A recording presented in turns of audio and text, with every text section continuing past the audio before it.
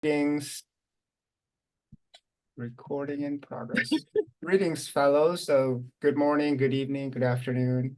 Welcome to our February GloCal Career Development Series. And today I'm really excited to introduce one of our own, and Dr. Stephen. Stephen, make sure that I pronounce your last name right. How do I say your last name? Is it Okoboi or? Yes, that's Okoboi, yeah. Okay, great. So I'm honored to introduce our speaker today, Dr. Stephen Okoboi. So I have a few blurb here to introduce him. And I think he's a recent recipient of K43 mechanism, right? So it's a really great honor and like congratulations. That's awesome. So maybe you can, share your experience, through that process. But so I just wanted to make a quick introduction. So Dr. Okoboi is an NIH Emerging Global Leader Fellow, and he's a Deputy Head of Research and a Senior Research Administrator at the Infectious Diseases Institute, or IDI. And he holds a Master's of Public Health and PhD in Epidemiology from the University of Antwerp in Belgium. And he's currently pursuing a Master's of Health Economics at the University of York in the United Kingdom. And his research interests are ART adherence, HIV, syphilis, self-testing, implementation science, health economics, and differentiated ART delivery models. And in the past, he has worked as a research manager at the IDI, where he strengthened research systems and processes that have consistently supported implementation of high-quality research projects. So prior to joining IDI, Dr. Okoboi worked as a research manager at the AIDS Support Organization. This is one of the largest HIV care organizations in sub-Saharan Africa. And he has many publications in peer-reviewed journals. He's a manuscript reviewer of several journals and is an International AIDS Conference abstract mentor. So really excited to see you here, Dr. Okoboi, and I'm really glad that you'll be able to share your experience with our GloCal fellows. So welcome, and please take it away. Thank you. Thank you so much for the opportunity to have this presentation. And I feel honored to be among the speakers of these sessions. So I'll briefly put my video, and because of the bandwidth in the developing world, I'll switch it off. But that's me. So thank you once again to the organizers for the opportunity. Now, and I was given to talk about my career path, and then also my experience with the Emerging Global Leader Award, but also most importantly to speak about the lessons learned and the award process. I hope you can hear me. Hello? Yes, yeah, we can hear you okay. Thank you. Yeah. So that's the talk of my that's the start of my talk, and I will go briefly the next slide. So this is the presentation outline. Now I'm going to walk through the talk. I will talk briefly about my career trajectory, and then to talk about my path to independency. I'm not yet independent, but there's a path, it's a transition. And then I will share key lessons, which I feel are high-level lessons for the process of applying for a K43, but all K mechanisms. I think it's all this thing applies to all K mechanisms. As I will tell you that there are different mechanisms. You'll have to identify which mechanism that fits you according to the regional distribution, where we reside in. And I'll walk through some of the key lessons, what I really feel are very important lessons if you're applying for any K award. So this is a brief summary of my career trajectory. I first had a Government of Uganda scholarship, and I was able to do a Bachelor of Science in Nursing and Health Services Management. And in that training, there were specific skills I acquired, and I had to map them. And these skills I had to map the skill in relation to my research career. But most importantly, I had already had a long-term goal of becoming a research scientist. And that made me easier to plan for myself. So I think one of the clear things for you that I hope by now you know where you're going in a short and long-term careers, and you're aware that it's in this path you are in. Otherwise, you might burn your fingers and get frustrated at no level. So I think thinking so is quite important. So after I finished that training, of course, that training, I gained the skills in nursing care, I gained skills in disease prevention, which is really very important. You have to understand the disease prevention approaches in this world. And I managed to self-sponsor myself in 2013. I managed to sponsor myself to do a master's in public health. And in that training, I gained skills mostly in epidemiology and biostatistics, which is a key hands-on skill to have, because you'll be able to actually identify your study methodologies and your outcomes. Proposal writing is a key skill. I got proposal writing skills, biomedical research, and literature review, which is actually a game changer in you spinning over to get your problem statement stated well and make it convincing and get the literature right and getting the latest literature. And again, in my master's, I acquired the expertise in biomedical research, but most strongly acquired skills in literature review, which I want to really emphasize that it might be one of the most important skills you should actually have if you're going to be in this research world. So I applied for UCSF CIFA grant, which helped me to do my doctoral trainings in Antwerp, and I managed to graduate in May 2020. And in that doctoral training, I managed to get more skills in epidemiology, scientific writing, data analysis and interpretation, and also making presentation skills. It's a kind of a soft skill you would not want to let go because your slides sometimes speak for you. So I try to make them, though they are not yet good, but it's work in progress. At this point now, I had an interest strongly in health economics. And because I know health economics is still not strongly developed in sub-Saharan Africa, and there are very few health economic scientists. The scientists, health economics we have are not geared towards health economics. And yet each of the intervention now I want to run, there should be a cost-effective net component. So I picked interest, and my PhD, I had one of the objective in health economics as one of the components. So I picked these skills, and I really realized that I had skills. So that was key. An opportunity knocked by, I applied for GloCal. The first time I applied for GloCal fellowship, I did not get. So for you, some of you might have applied once and and you get, but that's also a lesson that failure is not denial. You need to, it's a feedback system. Take the comments positively and reapply. So I did a reapply for a GloCal fellowship in the following year, and I was actually awarded. Although I changed the concept I used for the application. And in that, I actually got now committed direction in commitment to HIV prevention research, and attended the UCSF course in advanced epidemiological methods, which actually took my epidemiological standards to another level. I also attended a number of behavioral science courses, and then I did some University of Washington short course in implementation science and also in health economics. And this really now formed my aspirations into the research trajectory as a scientist. And then an opportunity came, I was like, okay, I think I have what it takes to apply for NIH-K. Initially, I applied for R21, which I did not get. So I decided, okay, let me go for a K after the GloCal fellowship giving me confidence. And I said, okay, let me move there. So I applied for a K. And the key training objectives for my K were training in behavioral sciences, training in RCT, randomized control trials, and then training in health economics. These three, if you look at the landscape of science now, these are the top three things you must really have. And almost all apart from the lab-based trials, all the trials actually have this component there in their objective. They have formative stages, then which help you design your intervention, and then normally there's a costing component. So having these skills as an aspiring scientist were very important to me, and the K was going to give me this. And this is actually what I'm doing now. So the yellow, sorry, saying it's ongoing, but the yellow part I finished. I am now ongoing with this part. And this K is going to help me really fine tune and see how to now develop to an independent scientist to apply for a potential R01 and any other larger grants with any other funding mechanism.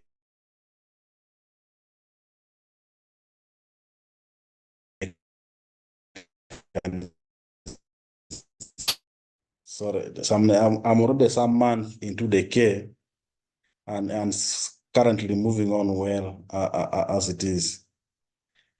So this is just my career trajectory. As you can see, it does a lot of things and also has a lot of self-learning in it. So the process of applying for a K. So there are other, apart from a K, also there are other mechanisms within like the the UK systems and others. But I think what's very important for a K itself is for you to identify the mechanism. There are so many Ks. And these mechanisms are tagged to where you come from, low and middle income countries. There are those which are tagged to the US government scientists. There are those are tagged to others who are in the US, but they are international scientists there. So there's nothing as important if you're thinking of growing, getting a K, but also that a K seems to be a good way of transitioning and career growth yourself into an independent scientist. Some people have managed to go to independency without significant career awards, but somehow they get from other mechanisms. Either their mentors have big awards, which can accommodate them in and then they move on, or they apply to other mechanisms like EDTPC or African Leader Award in the UK. So identifying the K mechanism is quite very important. And then after you identify that K mechanism, you really need to review it in detail. They say actually you need to review it a minimum of 5 times. Review the KRFA in details, but always have your notes. Make a checklist and noting deadlines. There is nothing as important as a checklist and a deadline. So you make it clear so that you know, if it also make who is responsible for that thing in the checklist, so that's able. So once you've identified the K, you've reviewed and you now feel that I am eligible for these applications. You start thinking of the ideas. What is the research idea you want to put in? And what are the training goals? Remember, for a K, you're reviewed under a Q as a candidate, and then you're reviewed on your career goals and trajectories. You're reviewed on environment, and then you're reviewed on research idea. So each of it is called independent. So you might actually come with a very brilliant research idea, but as a candidate, you're weak. The environment you're going to conduct research is weak, and then the mentors you have are not okay. So selecting of mentors who are aligned to you are quite very important. And so what I'm trying to tell you that a research idea alone, however innovative it is, might not make you might not win a K. So there are other components. But one of the silent things in a K, if you really not keen, is that you're supposed to identify 3 professional referees who are supposed to send confidential letters to NIH. And that's a deadline different from the deadline of your submission. So if you don't pay keen attention to those references, you'll actually be ineligible, even if you submitted, because you missed a stage of submitting these very important key references. So these references actually have to talk about you as a person and really sell you up. This reference is also a marketing tool. So identifying the right references and helping them write these letters and helping them identify your strength. But it's always good when you reference somebody who knows you. So it's easier for someone to write for your reference letter and then submit. And this picture on this picture you see there, yeah, it's a K. When you start thinking about it and hear how the win rate is quite low, and it's rare for you to get it on the first submission. Unfortunately, I got in the first submission.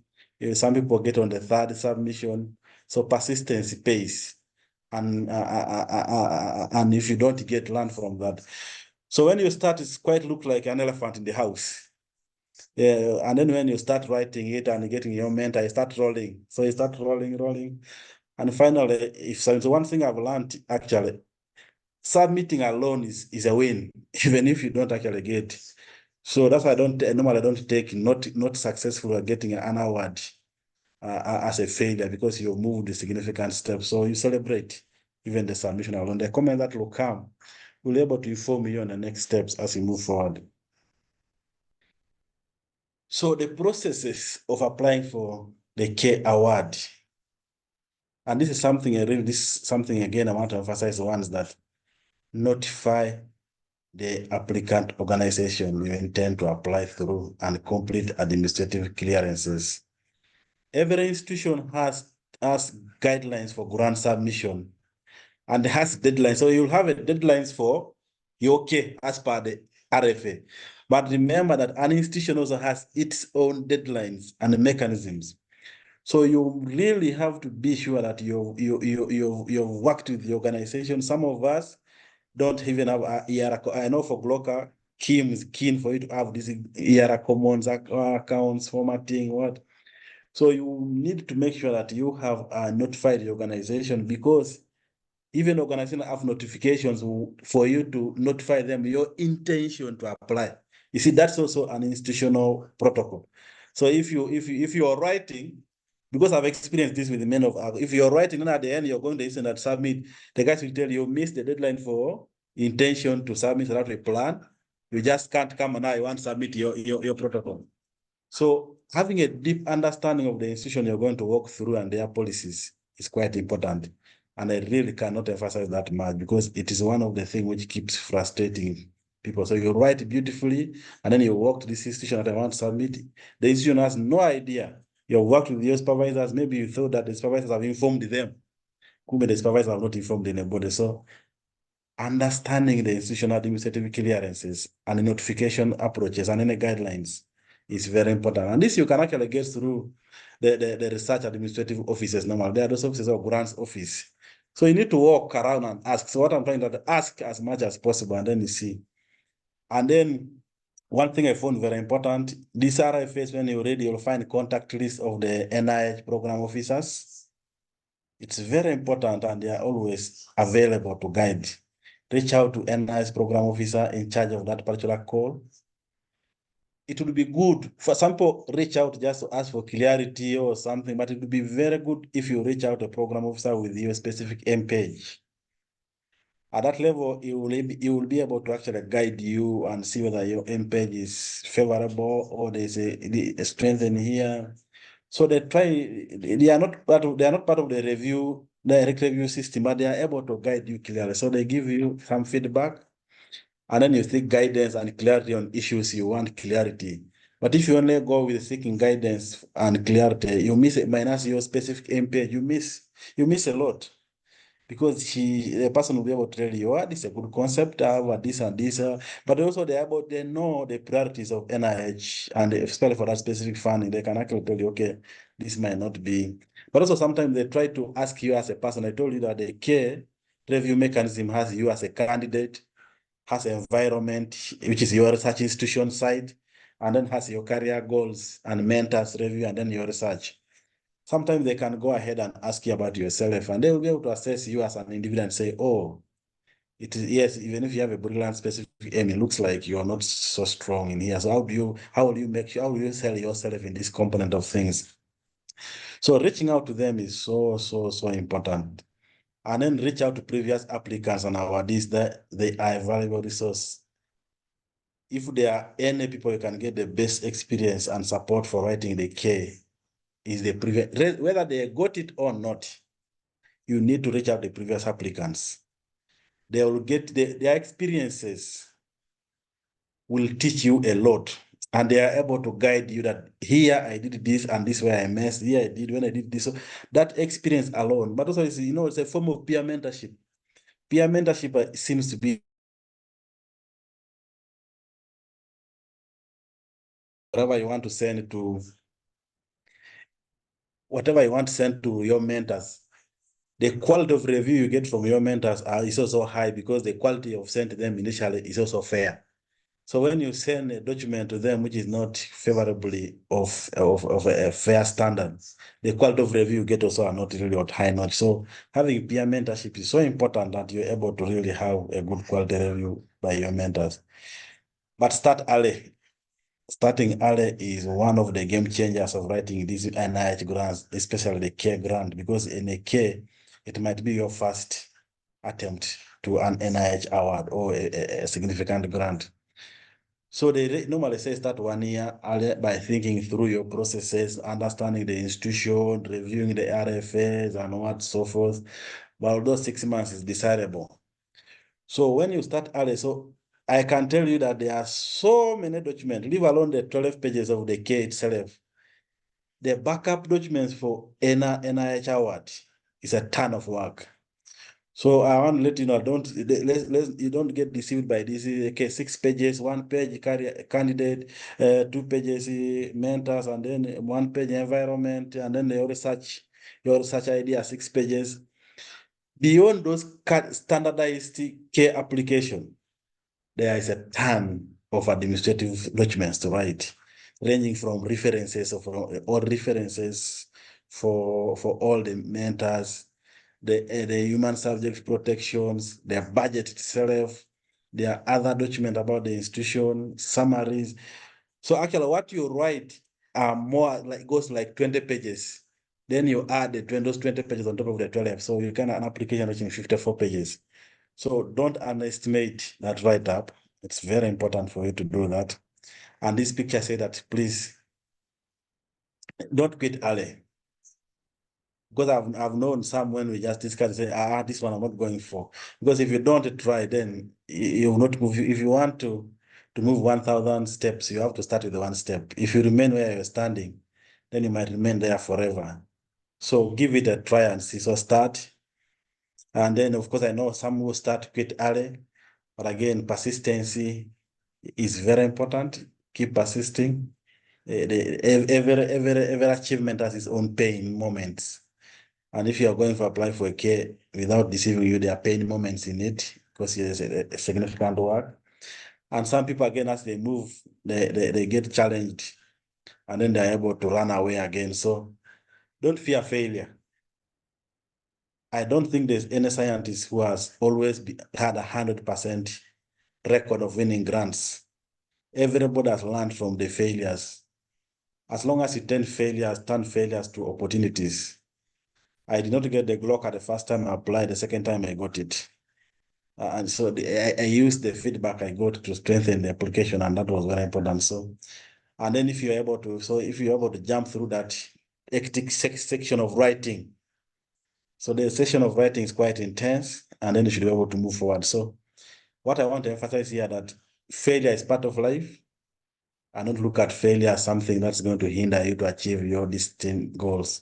As long as you know your destination, there are so many routes of reaching there. Try all the routes. The main purpose is to reach where you're going. So what were the lessons learned in the care applications? So I learned a couple of lessons really. Again, one of the things I clearly learned is that to read and understand the notice of award, the call. If there is anything you're going to put a lot of your time in the initial stages, and they say read a minimum of 5 times that call, so that you're able to come with a very comprehensive checklist, but also have your internal, you'll have to have your internal deadline for you as an individual in your checklist, and then you'll have to have institutional deadlines, the one you're going to use, and then you're going to have the NIH deadlines. And in most cases, you need to submit early because the NIH system can throw you errors. And if you don't resolve them within that deadline, it will not go through. So read and understand the RFA. If you're not clear on something, go to your peers who previously held the care and then ask them, or go to your program officers at the institute. They normally have a better understanding of these NIH grants or any other grants. They will explain to you. And normally when there's confusion, then you reach out to the program officer in NIH, and that's quite important. So identify eligibility. Are you eligible for this call? One of the most important things when you're reading an RFA is identify whether you're eligible or not, because you do not want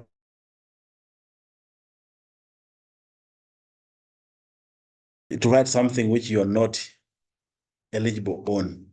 That in a way becomes a significant challenge. Then the budget limits. All these calls have their budget limits, so you have to fit within the budget limits. And if you budget without the budget, that shows that you're not ready the call and not understand what you're doing. So very significantly read the RFA. It's quite very important to do that. I'd already hinted earlier that contacting the NIH program officer is quite very important, but most importantly, you need to contact early. So if you're planning to write a care now, so most of these cares have a lifespan, like even the ones for next year, they're already open now. So you can actually start contacting the NIH program officer early enough. And then that will be able to give you a better feel, especially on your specific MPH, so that the program officer is able to assess whether you're best fit for that. And then some people also apply for wrong case, because for like low and middle income countries, only K, name the K43 that's eligible. There's a K23, the K11. So there are a couple, a number of them. So if you pick a wrong K mechanism, already you're disqualified. So that means you have to be very keen on choosing the right K mechanism and read it appropriately and see whether you're best fit for that. But as you're reading this K, note the priorities, because most of these calls have what they call NIH priorities. So the program officer will be actually able to tell you, okay, this is a very nice concept, quite innovative, but does it fit the NIH priority of that call? If it does not fit, then the program officer will tell you no. Or if you're doubting that it does not fit in there well. So that's the importance of you meeting the program officer. Then there's an issue of soliciting feedback on draft aims. Solicit as many as possible. There are different institutions have different review systems, but also for us, sometimes there's the CIFA Sub-Saharan African Network. You can also have some expertise there. People can review the specific M pages.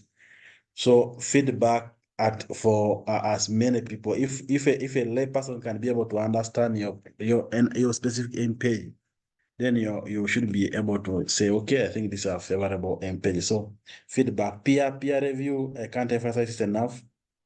Peer review with as many people you have at your contact list as possible. And then strictly follow NIH submission guidelines. It has things like page size, page margins, page limits. If you don't adhere to any NIH submission guidelines, however beautiful you've written your grant, however innovative it is, I don't know what word to use, it will be thrown to the dustbin. So strictly following NIH submission guidelines is very important. And who are the people who normally understand this guideline better than you? The grants submission officers. They know the things at the institution. They will always tell you page limits of 1.5, NIH font, NIH font. Not every font is for NIH. They have their specific NIH. Even their references system, they have the different, and every reference, every article you reference has to have the PMCID number. So you see, those kind of details are quite important because you're able to actually look at it. So their referencing system of their references are quite unique. So you really have to be keen on every minor, because remember, these are very competitive applications. So you want to set yourself apart. And one way of setting yourself apart, make sure that you almost adhere to 100% instructions of the call. At least that's something you're able to look at. The other thing is befriend the grant officers at your institution. People who are going to submit this grant, befriend them in early, or share with them, talk to them, so that you're on track and they're able to really map you up. And sometimes they start uploading, but also sometimes they have some institutional memory documents that can support you in some of the sections, like writing the writing the human subject protection page limit, which normally is very intense, and other sample documentation about the institution. There's some document called facilities, institutional facilities. So I told you there's a ton of documents to write beyond the 12 pages. So having a good working relationship with your grants officer or any other person, I just call the person a grant officer, but any other person in charge of submission of these grants. Remember, these grants are submitted as an institution. Then submit early, at least 2 days, to allow you to check the submit application for accuracy. It throws a lot of errors, and if you don't have time really to do that, it becomes quite challenging for you. So finally, I want to acknowledge a number of people who have walked through, of course, my career path. Professor JP was my PhD professor at the University of Antwerp, and Barbara, who is currently the head of department at IDI. And then the ED of IDI, Rachel King, who's my K mentor, Andrew Mujugira, who's also my K mentor, and Dr. Kotino, and Dr. Etukwe, who previously worked with me in Tasso. Those are study participants that have worked with me this journey. Then NIH. CIFA is also funded by NIH, also GloCal Fellowship is funded by NIH. So, and then my case is funded by NIH. So I think all my progression is pure on NIH, solely funded scientific career growth. And then of course IDI, where I currently work and where the K43 is hosted. So briefly, that's what I can say, and I'm happy to share more insights as questions come on. Thank you. That was, thank you. That was great. And thank you for sharing your experience. This is so, positive and inspirational in terms of the process in which you highlighted your journey getting your K43. We have an initial question from one of our fellows. So here, very inspiring talk, Dr. Stephen. Thank you very much. Can you elaborate on how you chose the courses while applying for the GloCal and the K? And then do you select them solely based on the gaps in current knowledge or based on what might become important, high impact topics in the future? Thank you. Very, very excellent question. So, first of all, I select my topics so I know my gaps. So you have to know where the world is moving. I think that's very critical, but also know the priorities. So for me as a person, I knew in my environment within Sub-Saharan Africa, health economics, research-oriented health economics are quite very few. And even you want, you start soliciting, even the one which there is loaded, say, okay, I think this is one of the things I intentionally need to do. So I know that that's an area I wanted to do. So I chose some of the courses for GloCal based on my gaps. Remember, I told you, I know my goal, I know my short and long-term goal. And for me to achieve that short and long-term goal, there's a process. And in that process, I map out what are my strengths and what are my missed opportunities. So I choose the courses I go for to address my weaknesses.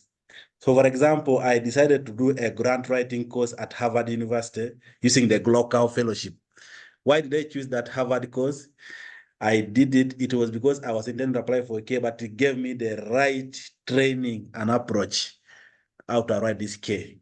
So you see, I knew that grant application for K is very important. So when I did the Harvard course, I had practical sessions. There were a number of samples of K grants. And from there, I started building and got the skills. So that's how I chose, especially for GloCal, and that's I chose. Also, behavior science. One of my GloCal objective was to gain behavior science skills, and one of the key objectives of my GloCal was behavior. But again, I knew that's an area I wanted to build for my K. And I also know that's now the trend of many applications, even if it's a clinical trial, they want you to build a behavior science component inside it. And I want you to build the health economic component. So I again I took a course in Harvard University again on behavior science. It was a 14 weeks course on qualitative science. And all those trainings are built me for this K award. So I choose them based on my long and short-term goal, on my strengths and weaknesses. I want to try to address those gaps so that when I keep moving, I'm able to package myself appropriately, but I'm also able to package my gap. That, okay, I have this strength, this is where I want to go, but even if I want to go side A, I lack this to reach there. And therefore, if given the training in this, I will reach my destination. And that's how I choose a number of my trainings. Then you choose cover platform. Okay. Do you select them solely based on the gaps in literature, knowledge, or based on what might become important? I think mostly what might. So if you know your goal and your trajectory, I think you will know by the time you develop, you know that the future holds. So I don't choose them based on a gap in literature. I choose them based on my weaknesses as a person, the gaps I need to strengthen so that I walk and reach my destination. I hope I have given you a bit of insight into it. Thank you. Yeah. Thank you, Stephen. I think this is a really important question, and I think the way you shared your experience, it seems like you were very intentional and strategic in terms of building your, expertise, but at the same time, like keeping in mind like where you will be, situated and conducting your research. So like, for example, the importance of addressing health economics in your sub-Saharan Africa region, you're kind of like anticipating the importance in that field and aligning your research interest to address the local needs. So I think that's really important. And I think some of the courses are much more like hands-on, like grant writing. And then some other courses Yes. are very topical and specific, like addressing specific like research gaps.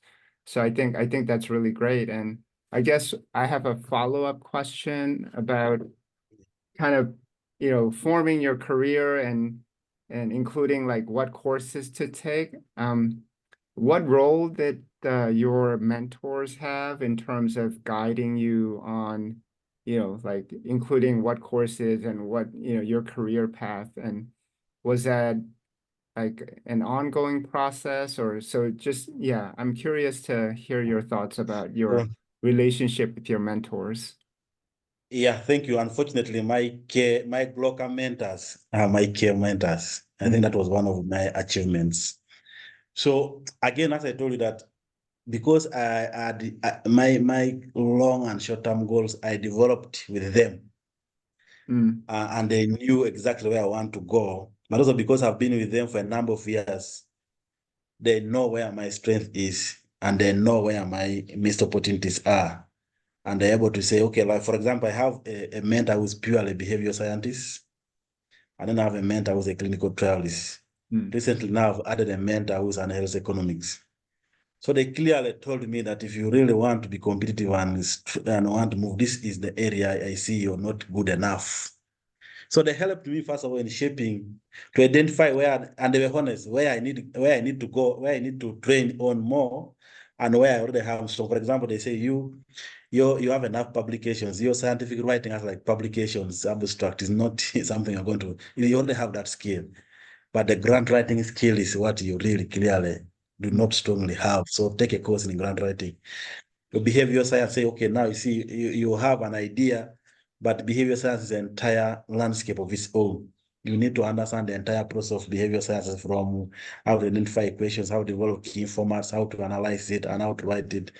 And then also, when I got my health economic mentor, he told me you need to do a master's in health economic if you really want to be competitive. And that's why I applied for, I had to go into competition to some sub-Saharan African calls for health economics. Unfortunately, I was actually awarded last year a fellowship for Masters of Health Economics and University of York.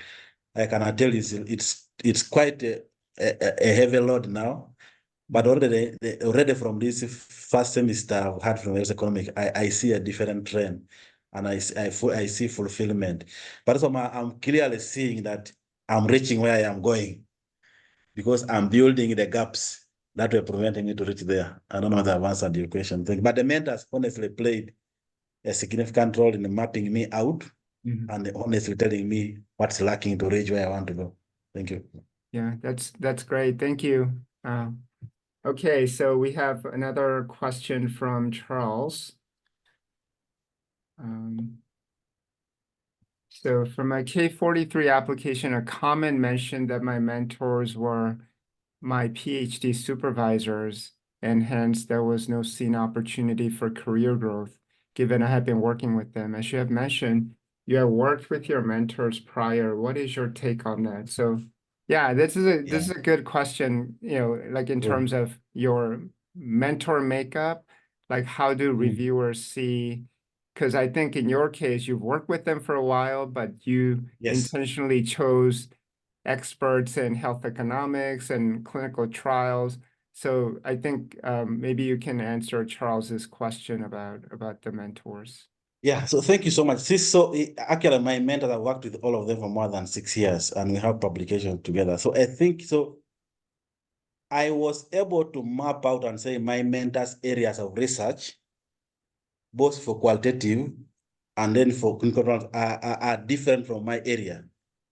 So I was able to show them that my current mentors is a clinical trials in PrEP and HIV prevention. My behavioral science mentor is this. My skills I'm going to gain and what they're adding is different. So you have to show the difference in your career trajectory on your science, your concept, especially on the research angle, that you're not doing things that your mentors are doing. And that's what has been a loop. Most of us are getting engulfed in our mentors' work and be part of it. And when you're writing a K, you're just writing, and it clearly shows that you're just inside the mentor. So showing clearly that the two mentors work, there's a way I wrote that, okay, distinction of my work with the work of my mentors. And I was able to write such a paragraph. So I think that's one way of going about it, because also they want a track record of you having worked with your mentors. So I think I suspect that you might have engulfed, your work was clearly seen that it was the work of you're just working under a mentor. So there was no distinction between your work and work of the mentor. I think that's what I can say about that. Thank you. I hope it is helpful. Yeah. So you might have to you. add that paragraph. Yeah. Yeah, thank you. Great. And I apologize. There was a question from Gamma earlier, and I forgot to ask. So here's a question. Thanks for a great talk. Could you talk a little bit more about balancing faculty and administrative duties with your research, both active and applications, which are, very time consuming in terms of developing? Yeah, thank you. That's a 1 million question. I remember I am a deputy director of research at the institute, and we have over 100 research projects at any one time. And there's a lot of administrative work I actually do. So again, you have to make a choice: research leadership or research scientist. One will always kill the other, or one will suffer, or both will suffer. So when I go DCK, I made a choice to go on a research scientist angle. So I actually reduce my administrative roles to 25%. And I go. So I mean that, first of all, again, you as an individual, you have to know that these are two different separate things in research career. There is a research leadership, which is an angle where many Africans need to grow in and support a lot of scientists coming up in mentorship and guiding them. And so just purely research leadership. And then there's an angle of research scientist. So do you want to be a research scientist? Do you want to be a research leader? Some fuse the two, but you can fuse the two as a research leader when you have already built a network of mentees. So you can be a faculty director, but down there, you actually have very senior scientists or other scientists working there. So you look at like overall, but at our level now, it's hard for you to have that. So you have to make a conscious choice. But what I can tell you that research leadership will come at any one point. If you are research scientist, you have to intentionally grow the research scientist angle. So I ensure that if you run the two, there is suffering. One will suffer, or both will suffer. So you have to make a choice. And again, I repeat, your career goals will make you know what to drop or what to go for. And that might be one of the things for you to reflect, of course, with your mentorship and where you want to go. Thank you. I hope I have helped you slightly. Great, thank you. Any other questions for Stephen? You can type it in the chat, or you can unmute and ask away.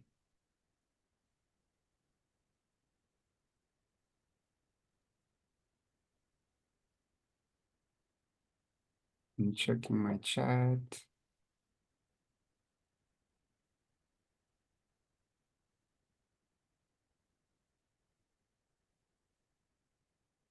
Okay, well, Stephen, thank you again for sharing your experience, and congratulations once again for your K43. That's, a really huge accomplishment, and I appreciate you taking the time to talk to all the fellows here. Thank you. Thank you so much for the opportunity. I don't take it lightly. It's good always to share. It's like peer mentorship mechanism. Yeah. Thank you. Thank you. And I hope it's okay if our fellows reach out to you offline if they have additional questions. That's fine. Okay. That's fine. All right. Well, thank you. And Kimberly, do you have any other announcements or I don't reminders for our so. fellows? Well, I guess we'll see everybody at the next Works in Progress in 2 weeks, and then the next career development would be March 7th. Oh, yes. Okay. That's UC Global Health Day. Okay. Well, anyway. Gotcha. So Is the that- works in progress in 2 weeks, do we have a moderator? Yes, Okay, I don't have that schedule open at the moment, but if I assume it's not you, right? I don't know, if it's me, I just want to make sure that I know. Yeah, let me see here.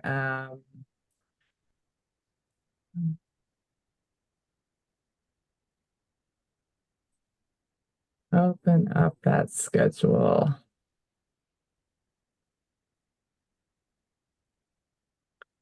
Sorry. Bum, bum. Oh, it's here, it's on the 15th of February. Yes. Oh, you are actually the moderator. Okay, all Yep. right, so I have it on my calendar, so I Okay, will see great. you all on the February 15th. Yes, Okay, great. great. Well, thank you all, and have a great rest of your day, evening, and morning. Thank you. All right, take care. Bye, everyone. Bye. Thanks, everyone. Thank you.